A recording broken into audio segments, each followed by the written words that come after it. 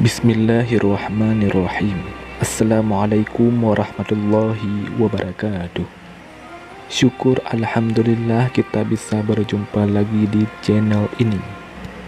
Salawat dan salam selalu dan tetap tercurahkan kepada junjungan kita Nabi besar Muhammad sallallahu alaihi wasallam. Allahumma salli ala sayyidina Muhammad wa ala ali sayyidina Muhammad. Harapan dan doa saya semoga saudaraku semuanya selalu diberikan kesehatan, dilapangkan rezekinya, diampuni dosa-dosanya, dan dipanjangkan umurnya. Amin ya rabbal alamin. Saudara muslim yang dirahmati Allah Subhanahu wa taala, salat merupakan ibadah pokok seorang muslim. Seluruh ulama sepakat bahwa amalan yang pertama kali dihisab adalah salat. Jika baik salatnya, maka baik pula seluruh amalannya. Namun jika buruk amalannya, maka buruk pula amalannya. Untuk itu, kita perlu total dalam melaksanakan salat agar pahala salat menjadi sempurna, baik saat salat wajib maupun salat sunnah. Selain harus khusyuk dan menghayati bacaan salat, kita juga wajib memperhatikan pakaian yang digunakan saat salat. Jangan sampai kita berpakaian asal-asalan saat menghadap Allah Subhanahu wa taala. Berikut ini 7 kesalahan memakai pakaian saat salat yang perlu dihindari seorang muslim. Yang pertama, busana yang penuh gambar.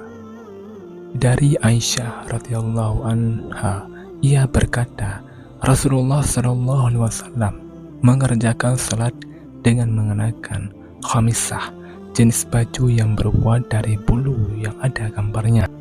Ketika telah mengerjakan salat, beliau bersabda, "Pergilah kalian kepada Abu Jam ibnu Huzaifah dengan khamisah ini, dan bawalah kepadanya ambijaniyah, jenis baju yang tebal dan kasar.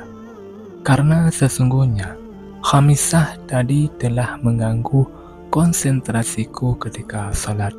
Hadis riwayat Bukhari dalam kitab Al-Salah, Muslim dalam kitab Al-Masajid wal Mawadi, As-Salah An-Nasa'i dalam kitab Al-Salah, Ibnu Majah dalam kitab Al-Libas, Malik dalam Al-Muwatta, serta Al-Baihaqi dalam Al-Sunnah Al-Kubra. Dari Anas radhiyallahu anhu, ia berkata, dulu Aisyah memiliki kain tipis yang bergambar yang dibuat tutup atau tabir di samping rumahnya. Lantas Rasulullah SAW bersabda kepadanya, "Jauhkanlah dia dariku, karena dia selalu tergambar dan terlintas kepadaku ketika sedang sholat." Hadis riwayat Bukhari dalam kitab Al-Salah, dalam kitab Al-Libas. Al-Khastalani berkata bahwa jika gambar yang ada di hadapan bisa mengganggu konsentrasi orang yang sedang salat, lebih-lebih lagi apabila gambar itu berada di pakaian saat salat. Yang kedua, sarung atau celana yang melewati mata kaki atau isbal bagi laki-laki. Isbal menurut istilah adalah melabuhkan pakaian dan membiarkannya hingga melewati batas yang ditetapkan oleh syariat Islam, baik karena sombong maupun tidak sombong. Dari Abu Hurairah radhiyallahu anhu berkata, tak kala ada seorang laki-laki salat mengenakan sarung yang menutupi mata kakinya. Nabi menyuruh dia pergi agar berwudu. Orang itu pergi untuk berwudu. Lalu datang beliau menyuruhnya pergi lagi. Ada seorang laki-laki bertanya, "Wahai Rasulullah, mengapa engkau memerintahkan dia berwudu lagi?" Beliau berpaling dan berkata, "Orang itu salat, akan tetapi sarungnya menutupi mata kakinya. Sesungguhnya Allah tidak menerima salat seseorang laki-laki yang isbal. Sarung atau celananya menutupi mata kakinya."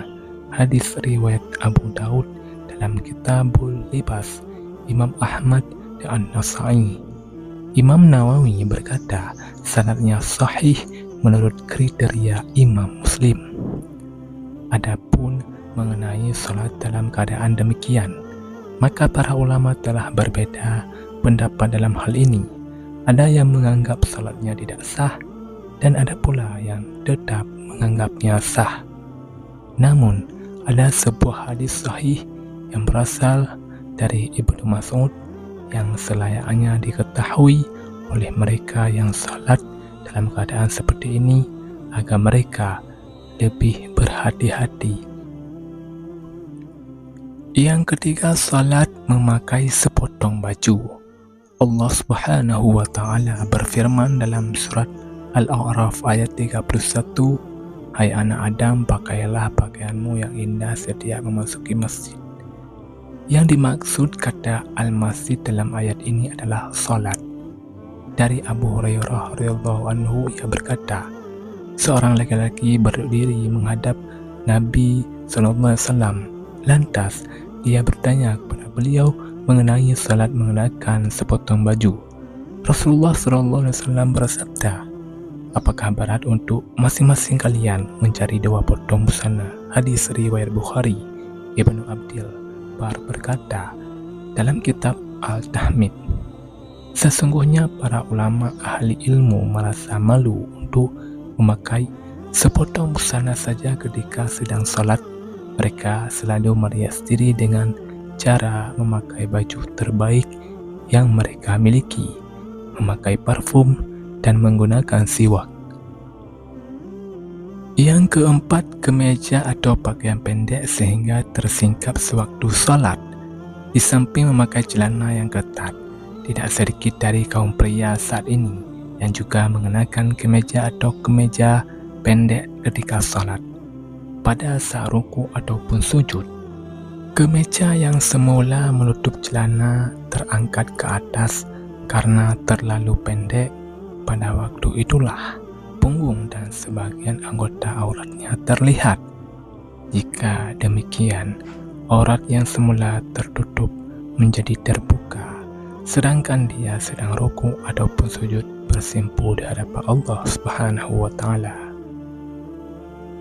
Yang kelima, menyingsingkan lengan baju dan mengikat rambut. Di antara kesalahan-kesalahan yang diperbuat ketika salat adalah menyingsingkan lengan baju ketika akan memulai salat. Dari Ibnu Abbas, ia berkata bahwa Rasulullah SAW bersabda, "Aku diperintahkan untuk sujud di atas 7 anggota badan dan dilarang menjadikan satu baju atau menyingsingkannya, dan rambut atau menjalinnya." Hadis riwayat Imam Muslim dalam kitab As-Salah, An-Nasai dalam kitab As-Salah, Ibnu Majah dalam kitab Iqamah As-Salah, dari Ibnu Khuzaimah dalam kitab As-Salah. Yang keenam, kedua bahu terbuka. Dari Abu Hurairah radhiyallahu anhu berkata, Rasulullah SAW bersabda, "Salah seorang dari kalian tidak boleh salat dengan satu busana yang di pundaknya tidak ada penutupnya sedikit pun." Yang ketujuh, baju ketat yang menggambarkan lekuk tubuh. Rasulullah ketika melihat Jabir bin Abdullah datang kepadanya malam hari, lalu dia salat malam bersamanya, sedangkan waktu itu ia hanya menyelumutkan pakaian yang sempit sehingga membentuk lekuk tubuhnya. Beliau menasihatinya, "Jika pakaian itu sempit, jadikanlah sarung atau ikatkan kainmu di atas perut sampai ke bawah. Jika kainmu luas sekali, maka selimutkan ke seluruh anggota badan. Hadis riwayat Bukhari dalam Kitabus Shalah. Dalam kitab Imam Syafi'i berkata, jika orang salat memakai baju tipis sehingga kelihatan kulitnya, maka tidak sah salatnya. Syekh Al-Albani berkata bahwa celana ketat itu mendatangkan dua macam musibah. Musibah pertama adalah bahwa orang yang memakainya menyerupai orang-orang kafir, sedangkan kaum muslim memang memakai celana, akan tetapi model celana yang lebar dan longgar. Umat Islam baru mengenal celana ketat setelah mereka dijajah bangsa Eropa. Pengaruh buruk itulah yang diwariskan oleh kaum penjajah kepada umat Islam.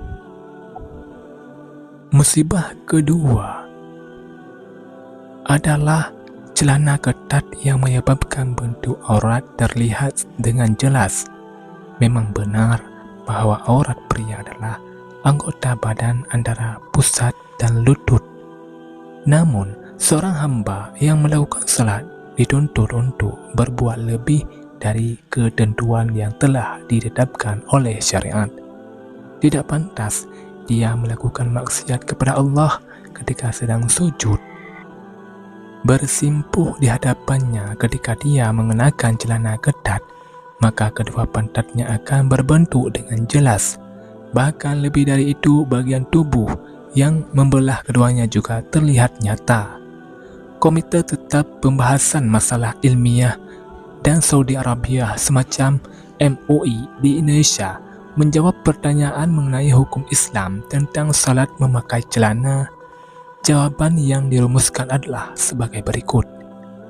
Jika pakaian tersebut tidak menyebabkan aurat terbentuk dengan jelas karena modelnya longgar dan tidak bersifat transparan, sehingga anggota aurat tidak bisa dilihat dari arah belakang, maka boleh dipakai ketika salat. Namun, apabila busana itu terbuat dari bahan yang tipis, sehingga memungkinkan aurat yang memakai dilihat dari belakang, maka salat yang dikerjakan batal hukumnya. Jika sifat busana yang dipakai hanya mempertajam atau memperjelas bentuk aurat saja, maka makruh mengenakan busana tersebut ketika salat, terkecuali jika tidak ada busana lain yang dapat dikenakan. Wallahu a'lam bishawab. Semoga video ini bermanfaat bagi kita semuanya. Amin ya rabbal alamin. Assalamualaikum warahmatullahi wabarakatuh.